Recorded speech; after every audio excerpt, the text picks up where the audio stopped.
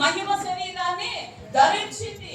ఈ సత్యాన్ని మటుమాయం చేయడానికి అనేక మంది ప్రయత్నిస్తున్నప్పుడు మనం అనుకోవాలి, దేవా ఈ లోకంలో నీ చేత సృజించబడిన సృష్టి మహిమ శరీరాన్ని దాల్చినప్పుడు నువ్వు దాల్చలేవా? నిజమే, నువ్వు శరీరంతో మరణించినా కానీ ఆ క్షయమైన శరీరము అక్షయమైనటువంటి శరీరంతో తిరిగి బయటికి వచ్చి దీన్ని కూడా మాపేయాలని చాలా మంది ప్రయత్నం చేశారు. ఇది కూడా అబద్ధం. అసలు ఈ విషయాన్ని దాచిపెట్టాలని ప్రయత్నం చేస్తే ఒక పండితుడు చెబుతున్న మాట ఏంటో తెలుసా? అరే అసలు క్రైస్తవులు అనేటువంటి వాళ్ళు ఇలాంటి పునరుత్థానపు సందేశాన్ని వినకోకుండా చేయాలంటే మనం ఏదో ఒకటి చెయ్యాలని చెప్పి ఏం చేద్దామని ఆలోచిస్తే వాళ్ళు అన్నారంట, బైబిల్ చింపేద్దాం. ఏమన్నా వింటున్నారా? ఏమన్నారండి? బైబిల్ చింపేస్తే అసలు ఆ విషయాలు బయటికి రావుగా, ఆ లేఖన భాగాలు ఎవరు చదవగా, దాని గురించి ఎవరు బోధించరు కదా. బైబిల్ చింపేద్దాం అని అనుకుంటుంటే అప్పుడు ఒక నాలుగు అల్ప విశ్వాసం అనుకున్నాం. విశ్వాసం కాదు, అరే వాళ్ళ దేవుడు బ్రతుకున్నప్పుడే చెప్పాడు, మళ్ళాంటి వాడు బైబిల్ చింపేస్తామని తెలిసే ఈ వాక్యాలన్నీ ఎక్కడ రాసుకోమన్నారు? హృదయం అనే పలక. ఎక్కడ రాసుకోమన్నారు? హృదయం అనే పలక మీద వాళ్ళని ముద్రించుకోమన్నారా? ఈ బైబిల్ చింపేస్తే ఏ ప్రయోజనం? వాళ్ళ హృదయంలో ఉన్నటువంటి అక్షరాలను ఎవరు చెరిపేయగలరు? ఎప్పుడు చెరిపేయగలుగుతారు? దేవుడి ఉద్దేశం ప్రతి విషయాన్ని దేవుడు ముందుగానే చెప్పాడు, ఇలాంటి దుర్మార్గుల సమూహం లేవబోతుంది కనుక ఇందులో ఉన్నటువంటి ప్రతి విషయాన్ని మీ హృదయం అనేటువంటి పలక మీద వాటిని జాగ్రత్తగా ముద్రించుకోండి. ఇప్పుడు ఈ హృదయం అనే పలక మీద ముద్రించుకోబడినటువంటి అక్షరాలు చేతివేయాలంటే మనం లేకుండా పోతుంది. అప్పుడు వరకు దీన్ని ఎవరు ఏమి మటుమాయం చేయరు. అరే మీ పన్నాగం ఆగిపోయింది. ఇప్పుడు రెండో విషయం అంటున్నాడు, ఏమన్నాడు తెలుసా? ఓ పని చేద్దాం, పాస్టర్స్ అంటారు. ఇప్పుడు వచ్చింది రాదు, ఎప్పటి నుంచో ఈ ప్రయత్నము జరుగుతూనే ఉంది. రెండో విషయం ఏమన్నారు? ఇక బోధించేటువంటి వారిని, పాస్టర్లు అనేటువంటి వారిని, సేవకులు అనేటువంటి వారిని చంపేద్దాం. అప్పుడు ఈ పునరుత్థానం గురించి ఎవరు ఎక్కడ ఎప్పుడు మాట్లాడుకోకుండా ఉంటారంటే అప్పుడు వాళ్ళే ఉన్నారు తెలుసా, మళ్ళీ పిచ్చోళ్ళారా మీరు అనుకుంటున్నారు ఆయన గురించి చెప్పకూడదని అనుకుంటున్నారు, కానీ ఆయన జీవించిన కాలంలో ప్రతి మనిషికి మేలు చేసిన వాడి తప్పితే కీడనేది చెప్పింది. మేలు అనుభవించిన వాడు వాడి హృదయంలో నుంచి సాక్ష్యము మేలు మీకు బయటికి రాదా? సేవకులు పాస్టర్లు చనిపోతే ఇదిగో మేలు పొందుకున్నటువంటి వారు చెప్పరా? ఈ సువార్త ఆగుతాయండి? ఆగనే ఆగదు. మీరు ఎన్ని ప్రయత్నాలు చేసినా ఇదే పరిస్థితి. ఇంకొక లెక్స్ అన్నాడు, కొన్ని దేవాలయాన్ని పడగొట్టేద్దామా? ఏమంటున్నారు? దేవాలయాన్ని పడగొట్టేద్దామంటే ఏమన్నారు తెలుసా? వాళ్ళ దేవుడు ఆల్రెడీ పౌరు ద్వారా తెలియ చెప్పాడు. ఏమని? మనుషుల చేతులతో చేయబడినటువంటి ఈ దేవాలయంలో నేను నివసించగలుగునా?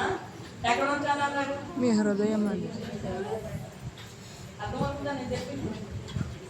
నీ దేహమే దేవుని ఆలయం. మనుషుల చేత కట్టబడినటువంటి దేవాలయాలు పడగొడితే మాత్రం దేవుడు ఎక్కడ ఉంటాడు? మన దేహమే దేవుని యొక్క ఆలయము. అప్పుడు అన్నాడు ఆయన, మరి ఇప్పుడు అసలు మనం ఏం చేయాలి? ఏమి చేయాలి? ఈ దేవుణ్ణి మనము ఏమి చేయలేమన్నప్పుడు ఆ మతోన్మాదులు ఏం చేశాడో తెలుసా? దేవుని యొక్క విశ్వాసం ఉంచి ఆయనే ఒక పుస్తకం రాశాడు. ఏ పుస్తకం తెలుసా? ఆ రాయిని ఎవరు దొంగిలించితిరి అన్న పుస్తకం. చూడండి, దేవుని నామరూపాలు లేకుండా చేయాలనుకున్న వాళ్ళు మార్పు చెందుతున్నారు. మనం అనుకున్నా ఆయన ఎంత దుర్మార్గుడు అనుకుంటున్నాం. అలాంటి వాళ్ళు మారుతున్నారు, దేవుని యందు విశ్వాసం ఉంచుతున్నారు. కానీ నిత్యము దేవునిలోనే ఉంటా ఏమైపోతున్నాం తెలుసా? ఏమైపోతున్నాం? ఆయన పునరుద్ధానపు సందేశాన్ని నమ్మలేదు. అందుకే ఈ పునరుద్ధానంలో మన స్థితి ఎలా ఉన్నదో కూడా చెప్పి నేను ముగిస్తాను.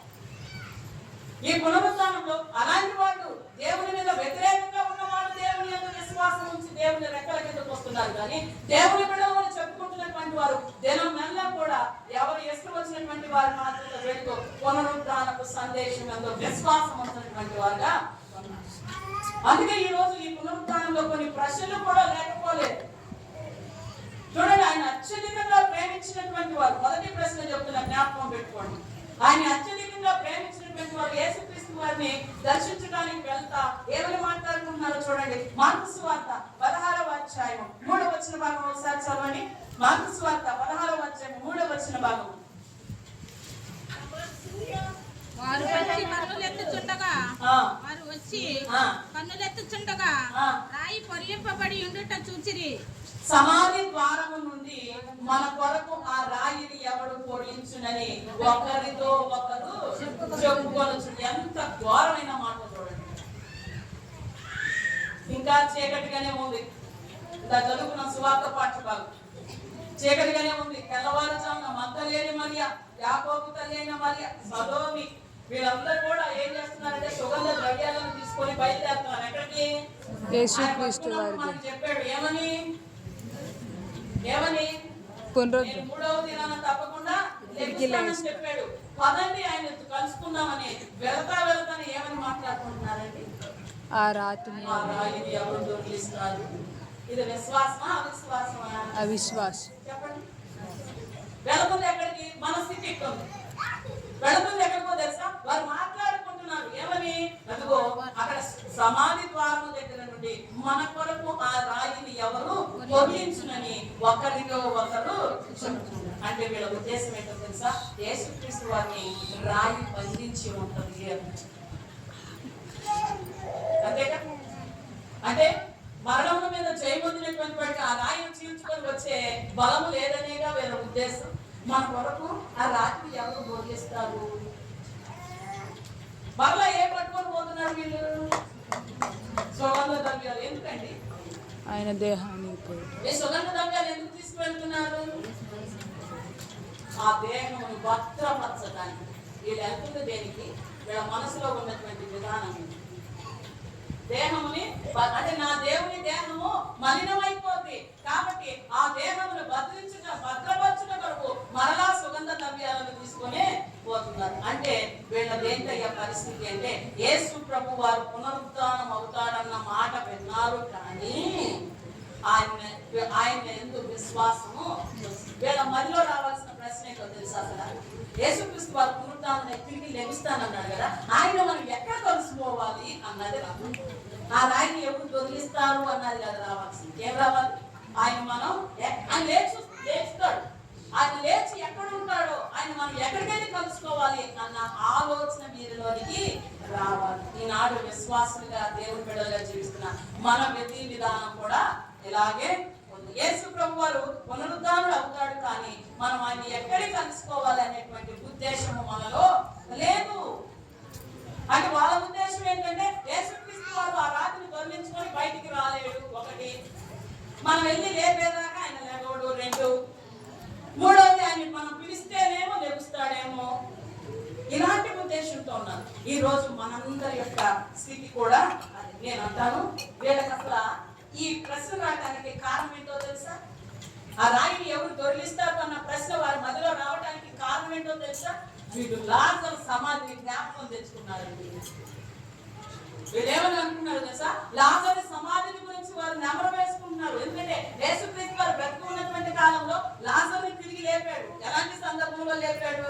ఆయన సమాధి చేయబడిన తర్వాత 4వ రోజున వెళ్ళినప్పుడు ఏమన్నారంటే యేసుక్రీస్తు వారు స్వయంగా ఉన్నటువంటి శిష్యుల సమూహం ఏమన్నారంటే ఆ రాతిని తొలగించండి.